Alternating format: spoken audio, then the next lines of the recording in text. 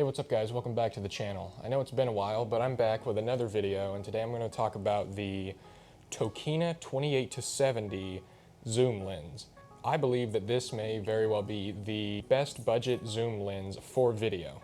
So to give a little background, a buddy of mine actually bought this lens, and I started playing around with it, and I saw the image quality, and I was like, wow, I was very impressed with just the way the images looked. And they had sort of just like a vintage feel to them.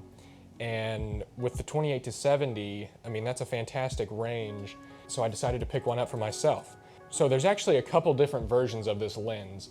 And the original one is from a company called Ingenue, which, if you don't know, makes super high-end cinema zooms.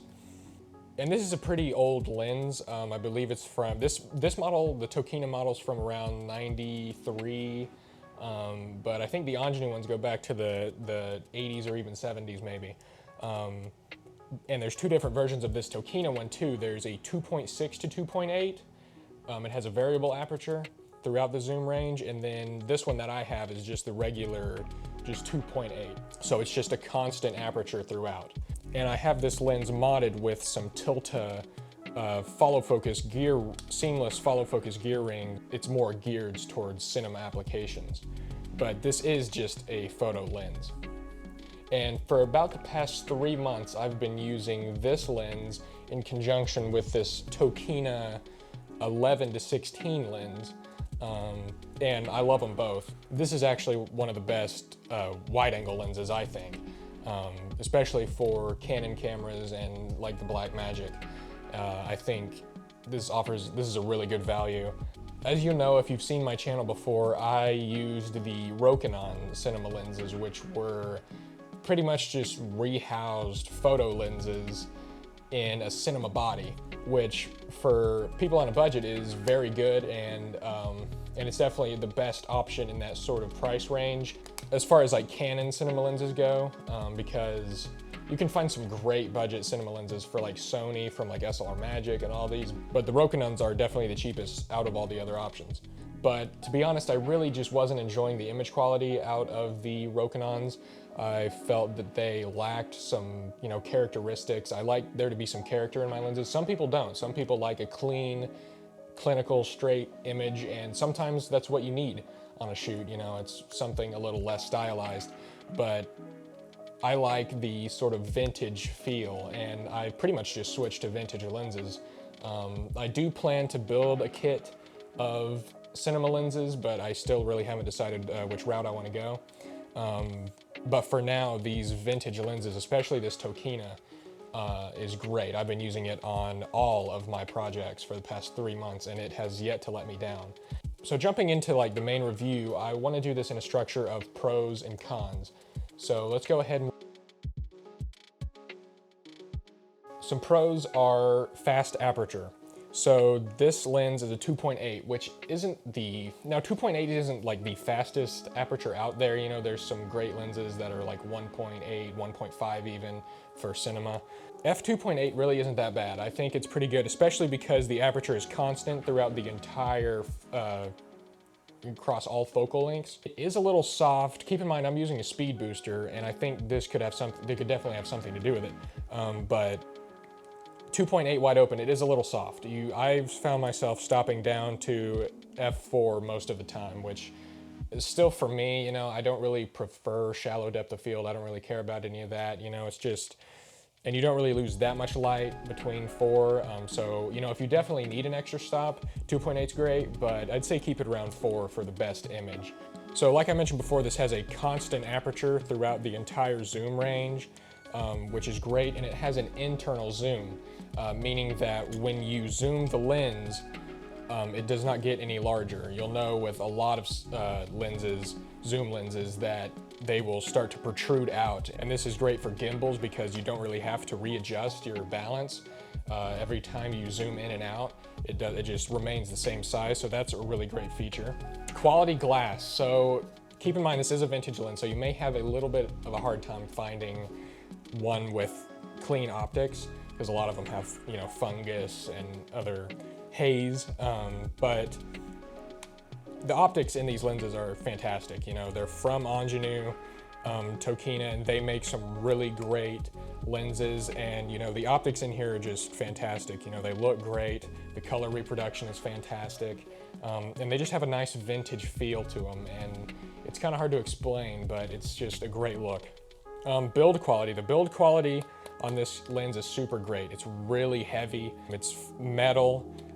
It has these, you know, rubber grips for the focus and zoom ring, and it feels beefy. It feels good in the hand, and you know, of course, if you drop it, it's a lens, so it's probably going to destroy something. But you know, it feels good, much better than the Rokinons that I'm used to.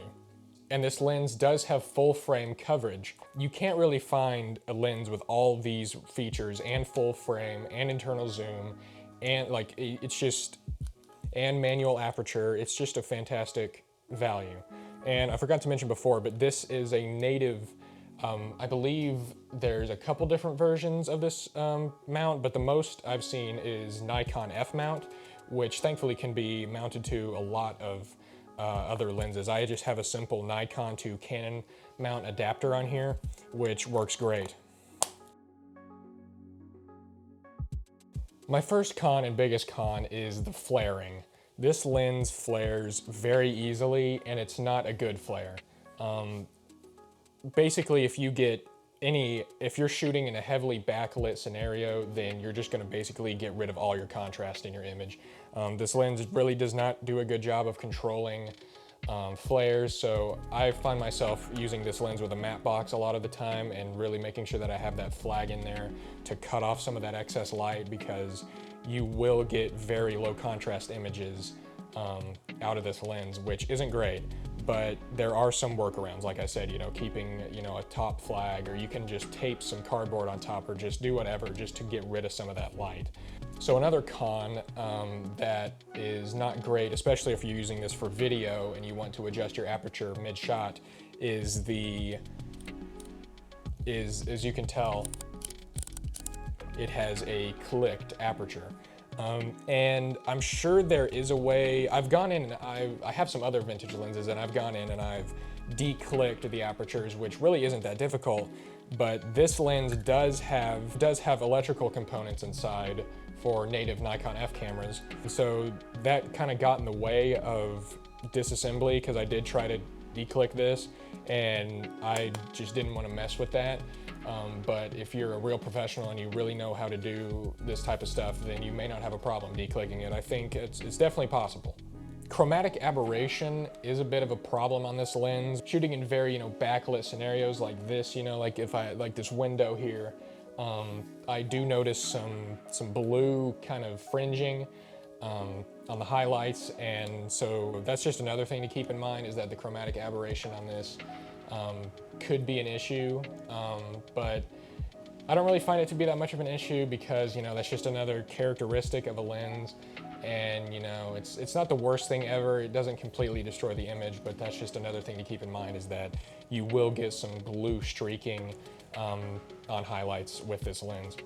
This could be either a pro or a con, depending on your style, but the aperture blades, there aren't that many aperture blades in this lens. So what that means is that you're not getting a really, you know, perfect circular bokeh, and this really transforms how your out of focus areas will look. And I actually really like the look. I'm not a huge fan of, you know, this just super soft, shallow fall off, and that's what, you know, a lot of people like that. But I like to have a little bit of character, especially if it's something, you know, like a Helios or something like that. I really like how those lenses look with their bokeh.